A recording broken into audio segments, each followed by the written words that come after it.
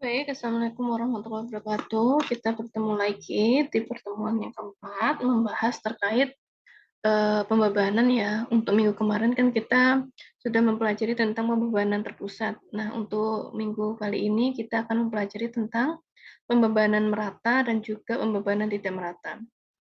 Nah, ini di slide sudah tampak permasalahan untuk kasus pembebanan merata. Sebuah gelagar AB panjang 4 meter, di mana A itu merupakan tumpuan sendi dan B tumpuan roll. Padanya bekerja muatan merata penuh Q kecil sama dengan 1 ton per meter. Lihat pada gambar.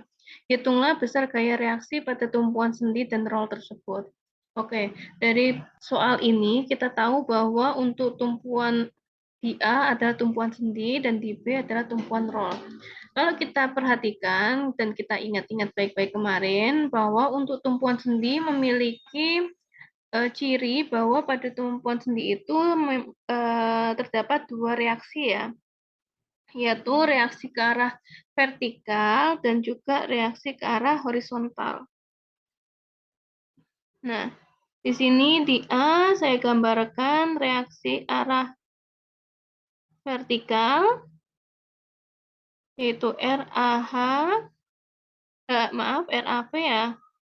Kemudian arah horizontal yaitu RAH. Kemudian di B, tumpuan roll memiliki ciri dia hanya memiliki satu reaksi tumpuan, yaitu ke arah vertikal. Jadi dia hanya ada RBV. Oke. Lalu yang harus diperhatikan adalah di dalam mengerjakan pembebanan merata, terdistribusi merata, maka kita perlu untuk mengubahnya menjadi bentuk yang lebih sederhana, yaitu menjadikan pembebanan ini terpusat pada satu titik pusat masanya. Nah, kalau kita ingat benda tegar pada bentuk bangunan persegi panjang, dia memiliki ciri bahwa titik pusat masanya ada di pusat simetrinya. Seperti tampak di sini berada di Q besar, di pusat simetri dengan jarak 2 meter dari kiri dan 2 meter dari kanan. Nah, karena kita sudah mengubahnya menjadi pembebanan terpusat di pusat massa, maka total massa keseluruhan di dalam bangunan ini atau bangun persegi panjang ini, kita dapat hitung bahwa Q besar itu merupakan partisi dari setiap meter pembebanan dikalikan total dari panjang itu sendiri. Tadi partisinya adalah 1 ton per meter. Dengan keseluruhan panjang adalah 4 meter. Jadi kalau kita total Q besarnya sama dengan 1 ton per meter dikalikan 4 meter, yaitu 4 ton atau 4 T. Oke, jadi ketika kita sudah mendapatkan hasil seperti yang kita bahas tadi, kita gambar menjadi bentuk yang lebih sederhana. Di A dia ada dua arah, RAV dan RBV, reaksi tumpuan dua arah, RAH dan RAV, maaf. Kemudian yang di B ada satu arah, RBV aja. Kemudian di tengah-tengah pembebanan itu ada pusat massa dengan besarnya adalah 4T. Didapat dari Q kecil dikalikan L. Dengan jarak ke sini adalah 2 meter, ini ke sini juga 2 meter. Maka kita bisa menghitung reaksi tumpuan di masing-masing baik di poros A maupun di poros B dengan cara yang pertama kita tahu bahwa untuk kesetimbangan harus memenuhi sigma F sama dengan 0 dengan sigma M juga sama dengan 0. Di mana untuk sigma F sendiri kita bisa jabarkan ada sigma Fx sama dengan 0. Di sini hanya ada satu reaksi tumpuan yang searah sumbu X, yaitu RAH. Jadi otomatis RAH-nya sama dengan 0, karena hanya ada satu gaya reaksi di sini. Kemudian untuk sigma Fy sama dengan 0 juga. Di sini ada RAV ke arah sumbu positif, Y positif, dan RBV juga ke arah sumbu positif, Y positif. Min Q karena ke arah sumbu negatif, hasilnya adalah RAV ditambah RBV sama dengan Q. Hasilnya adalah sama dengan 4T. Kemudian kita cari sigma M sama dengan 0. Kita ambil porosnya di A dulu. Ketika porosnya di A, maka kita akan dapatkan RBV. RBV didorong ke atas, mengakibatkan papan atau si bangun tadi berputar berlawanan jarum jam. Jadi negatif ya. RBV dikalikan jarak dari RBV ke poros. Karena porosnya di A, jaraknya berarti 4 meter.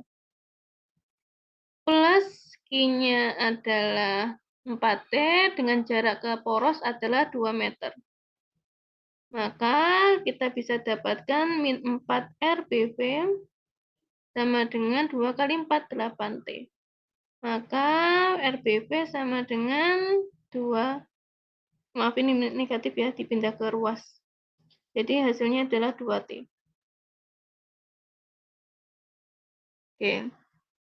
Lalu untuk yang sigma M P sama dengan sama dengan 0 juga sama. RAV-nya positif karena dia menimbulkan putaran searah jarum jam dikalikan dari jarak RAV ke porosnya di B adalah 4, min Q-nya adalah 4T dikalikan jarak ke poros 2 sama dengan 0. Hasilnya 4 RAV sama dengan 8T. Maka RAV tidak lain adalah sama dengan 8T dibagi 4. Hasilnya adalah 2V. 2T, maaf.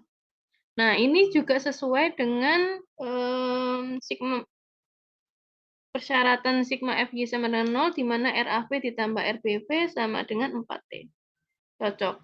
Jadi hasil reaksi tumpuan di A, jadi jawabannya adalah reaksi tumpuan pada sistem di A ada RAH sama dengan 0, RAV sama dengan 2T, sedangkan di B RBV sama dengan 2T. Oke. Kemudian, nah, kalau seperti ini juga sama. Pertama yang kita harus lakukan adalah kita bentuk dengan yang lebih sederhana, menjadikannya menjadi pembebanan terpusat. Nah, ini persegi panjang, artinya pusat masanya ada di pusat simetrinya kan, di tengah-tengah sini. Q-nya adalah partisi kalikan panjang dari batang itu sendiri, 2. Hasilnya adalah 4T. Nah, kalau sudah kayak gitu, kita bentuk menjadi bentuk yang lebih sederhana. Kita gambarkan ulang. Di situ ada sendi, tumpuan sendi, artinya ada RAV dan RAH. Kemudian di B adalah tumpuan roll, artinya dia hanya memiliki reaksi tumpuan ke arah vertikal. Jadi hanya ada RBV dengan pembebanannya kita ganti menjadi pembebanan terpusat yaitu 4T dengan jarak ke sini adalah 1 meter dan ini ke sini adalah 3 meter. Oke, kalau sudah seperti ini kita tinggal masukkan sigma Fx sama dengan 0, ketemu RAH-nya sama dengan 0. Sigma Fy sama dengan 0, kita akan ketemu RAV ditambah RBV pasti otomatis sama dengan Q. Q-nya adalah 4T. Nah, sekarang kita cari sigma M-nya. Sigma MA sama dengan 0. A di porosnya A, maka kita akan dapatkan RBV. RBV putarannya berlawanan jarum jam, artinya dia negatif. Min RBV kalikan jaraknya adalah 4. Q-nya positif, jaraknya terhadap poros di A adalah 1 meter. Berarti dikalikan 1. sama dengan 0. 4 min 4 RBV sama dengan min 4. RBV sama dengan 1. Kemudian yang sigma sigma MB sama dengan 0. RAV-nya positif dikalikan 4, min Q-nya kalikan 3 kan jaraknya tadi. Q-nya dari poros B jaraknya adalah 3 meter.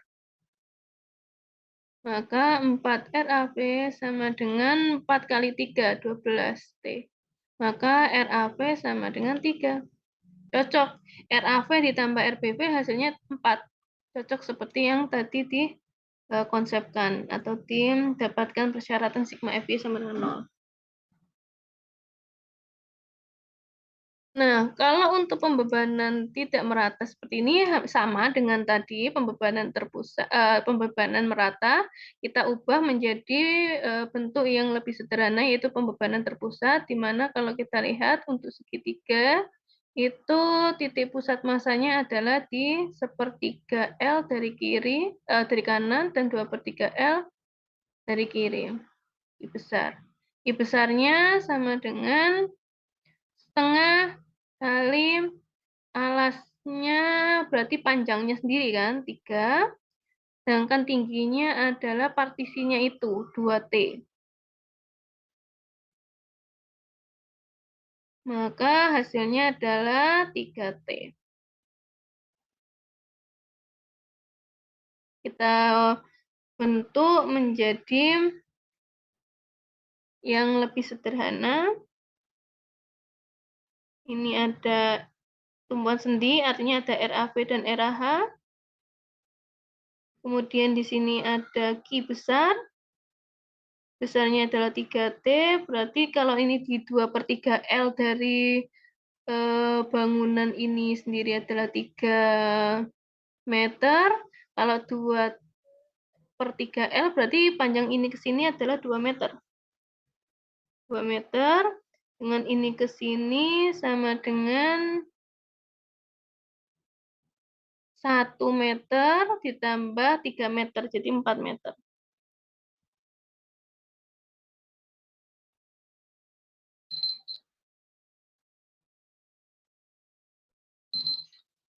Jadi gambarnya seperti ini, kemudian kita tambahkan dengan P dengan jaraknya adalah 1 meter dari B.